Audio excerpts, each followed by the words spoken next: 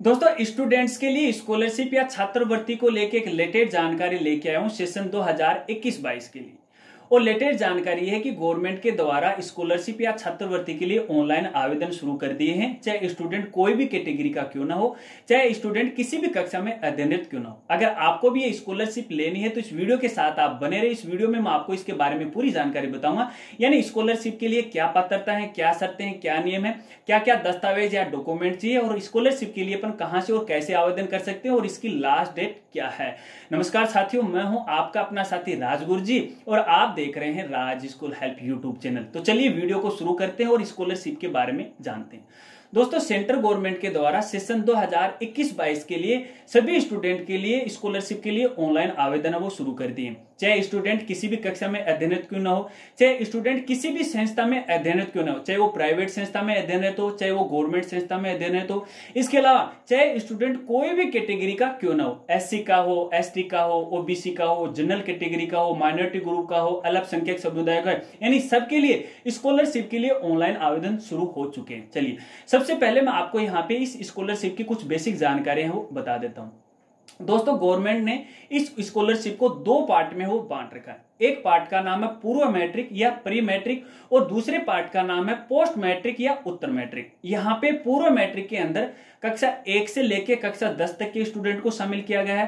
Post या उत्तर matric scholarship के अंदर कक्षा 11 से लेकर ऊपर की जितनी भी कक्षाएं उन सभी स्टूडेंट को इसके अंदर शामिल किया। चलिए अब बात करते हैं इसकी पात्रता शर्तों के बारे में कि कौन सा जो स्टूडेंट या जो विद्यार्थी इसके लिए पात्र है। दोस्तों सबसे पहले उस विद्यार्थी के लास्ट क्लास के अंदर 50% नंबर होने जरूरी है, यानी आपकी जो वर्तमान क्लास है उससे पीछे की जो क्लास है उसके अंदर आपके कम से कम 50% नंबर आने अनिवार्य है।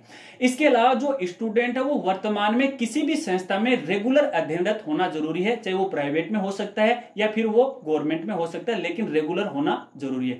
इसके अलावा यहाँ पे पारिवारिक जो वार्षिक जो आय है कक्षा 1 से लेकर कक्षा 10 के लिए 1 लाख से ज्यादा नहीं होनी चाहिए और कक्षा 11 से लेकर ऊपर तक की जो पारिवारिक जो आय है स्टूडेंट के पूरे परिवार की वो 2 लाख से ज्यादा नहीं होनी चाहिए। अगर ये पात्रता और शर्तें आपके पास हैं तो आप इस स्कॉलरशिप के लिए ऑनलाइन आवेदन है वो कर सकते हैं। चलिए अब बात करते हैं दस्तावेज या डॉक्यूमेंट की, यानी स्कॉलरशिप लेने के लिए हमें कौन कौन से दस्तावेज की जरूरत है वो पड़ने वाली। दोस्तों सबसे पहले तो आपको एक लास्ट क्लास की मार्कशीट की जरूरत पड़ेगी। इसके अलावा एक जाति जो प्रमाण पत्र है या जो कास्ट सर्टिफिकेट है, चाहे कोई भी कैटेगरी का स्टूडेंट क्यों ना हो, उसकी कास्ट सर्टिफिकेट होना जरूरी है। इसके अलावा वर्तमान में जो स्कूल में आप अध्ययन कर रहे हैं उसका अध्ययनरत का प्रमाण पत्र आपके पास होना चाहिए। इसके अलावा एक विद्यार्थी का मूल निवास प्रमाण पत्र होना अनिवार्य है।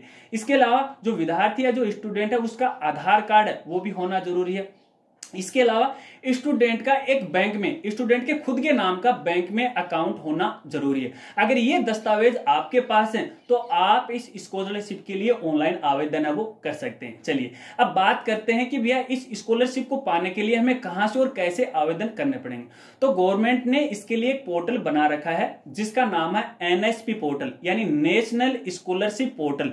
इस पोर्टल के माध्यम से आपको ऑनलाइन आवेदन ही करने हैं। ऑनलाइन आवेदन के अलावा आप ऑफलाइन आवेदन वो नहीं कर सकते। एनएसपी पोर्टल पे जाने के बाद आपको सबसे पहले न्यू रजिस्ट्रेशन आपको करना पड़ेगा।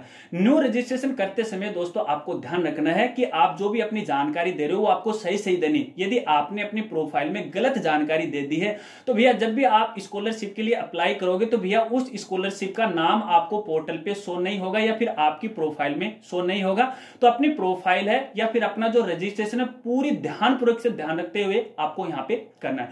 और यहाँ पे ध्यान रखना है ऐसे स्टूडेंट जिन्होंने पिछले साल नेशनल स्कॉलरशिप पोर्टल के द्वारा रजिस्ट्रेशन किया था, चाहे उनको स्कॉलरशिप मिली हो या नहीं मिली हो, तो उनको पिछले साल का जो यूजर आईडी जो पासवर्ड वही काम में लेना। अगर आप यूजर आईडी और पासवर्ड भूल गए हैं तो भैया वहां पे फॉरगॉट पासवर्ड या फॉरगॉट यूजर आईडी करके आप अपने पासवर्ड और आईडी को रिकवर है वो कर सकते हैं। इस बात को आपको ध्यान रखना है। चलिए अब बात करते हैं इसकी लास्ट डेट की। तो भैया देखिए फिलहाल ये नोटिफिकेशन आया है यहाँ पे जो पूर्व मैट्रिक यानी कक्षा 1 से लेकर कक्षा 10 तक के स्टूडेंट की स्कॉलरशिप की जो लास्ट डेट है वो 15 नवंबर 2021 है। इसके अलावा पोस्ट मैट्रिक के लिए कक्षा 11 से ऊपर की जो भी कक्षा हैं उनकी जो लास्ट डेट है वो 30 नवंबर 2021 है फिलहाल तक। हो सकता है कि बाद में डेट है वो बढ़ा दी जाए, लेकिन आपको लास्ट डेट का इंतजार करने से पहले पहले आपको ऑनलाइन आवेदन है वो कर देना है। चलिए अब बात करते हैं कि बहुत सारे स्टूडेंट ये जानना चाहेंगे कि आखिरकार ये स्कॉलरशिप सभी स्टूडेंट को मिलती है या नहीं मिलती है।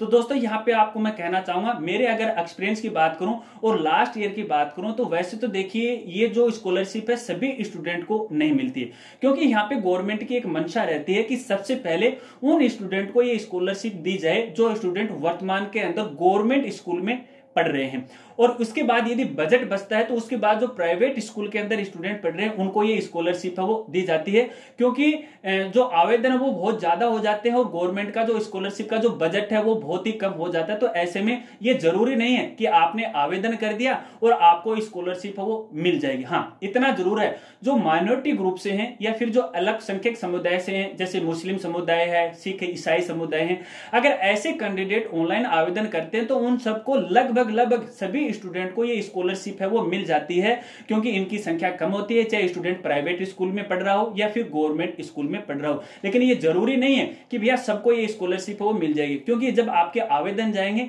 आवेदन जाने के बाद वहां पर भी आपकी परसेंटेज के हिसाब से भैया एक मेरिट है वो और निकाली जाती है, ताकि बजट में सभी जो स्टूडेंट है वो शामिल हो जाए और जो अच्छे होशियार बच्चे हैं उनको ये स्कॉलरशिप है वो मिल जाए। और दोस्तों यहाँ पर आपको ध्यान रखना है, यदि मान लीजिए आपने किसी गवर्नमेंट की कोई दूसरी योजना का फायदा उठा रहे हो या फिर आपको कोई दूसरी स्कॉलरशिप मिल रही है, तो अभी ये जरूरी नहीं है कि जो एनएचपी पोर्टल के माध्यम से आपने स्कॉलरशिप के लिए आवेदन किया वो स्कॉलरशिप आपको मिलेगी या नहीं मिलेगी, ये कोई जरूरी नहीं है। ये डिपेंड करता है गवर्नमेंट के ऊपर कि आपको वो स्कॉलरशिप देना चाहती है या नहीं देना चाहती है, क्योंकि बहुत सारे ऐसे स्टूडेंट हैं जो स्टेट गवर्नमेंट की जो स्कॉलरशिप या फिर जो भी योजना है उन योजनाओं का वो लाभ उठाते हैं और उनके तहत उनको स्कॉलरशिप है वो मिल जाती है। तो ये तो तय करेगी गवर्नमेंट कि आपको वो स्कॉलरशिप देनी है या नहीं देनी। लेकिन मैं लास्ट में आपको इतना ही कहना चाहूंगा कि आपको स्कॉलरशिप के लिए भैया ऑनलाइन आवेदन करना चाहिए, क्योंकि हो सकता है कि आवेदन कम जाए और आपको ये स्कॉलरशिप है वो मिल जाए। तो दोस्तों ये तो था स्कॉलरशिप का बेसिक फंडा, इसकी पात्रता, योग्यता, नियम, आवेदन करने की प्रोसेस और लास्ट डेट, शायद आप समझ गए होंगे। इसके अलावा स्कॉलरशिप को लेकर यदि आपके और भी कोई सवाल है तो आप वीडियो के नीचे कमेंट कर सकते हैं, मैं आपकी पूरी हेल्प करने की कोशिश करूंगा। इसके अलावा आप मुझे इंस्टाग्राम पे भी फॉलो कर सकते हैं और स्कॉलरशिप को लेकर के जितने भी आपकी क्वेरी है तो डायरेक्ट डीएम या मैसेज करके आप मुझसे हेल्प है वो ले सकते हैं, मैं आपकी पूरी हेल्प करने की कोशिश करूंगा। और बताना आज की वीडियो और जानकारी आपको कैसी लगी। अगर वीडियो और जानकारी आपको अच्छी लगी तो यार इस वीडियो को लाइक कर देना और इस वीडियो को ज्यादा से ज्यादा अपने दोस्तों में शेयर कर देना, ताकि यार वो भी स्कॉलरशिप का फायदा है वो उठा सके। और चैनल पे नए हैं और अभी तक चैनल को नहीं सब्सक्राइब किया तो प्लीज चैनल को भी सब्सक्राइब कर लेना, बेल आइकन उसे भी दबा देना, ऑल नोटिफिकेशन है उसे भी ऑन कर लेना, ताकि इसी प्रकार की नई नई वीडियो की जानकारी है वो आपको मिलती रहे। तो मिलते हैं फ्रेंड्स अगली एक नई वीडियो के साथ, तब तक के लिए जय हिंद, जय भारत।